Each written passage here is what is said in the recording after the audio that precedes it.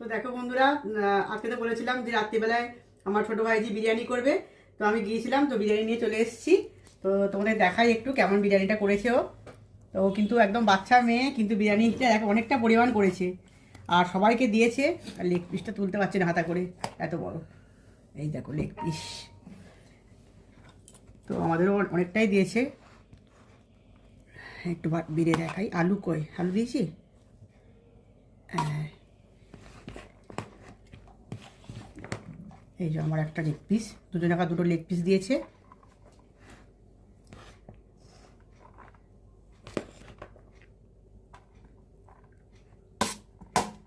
আর তার সঙ্গে কিন্তু চিকেন চাপও করেছে, দেখো চিকেন চাপ দিয়েছে এখানে।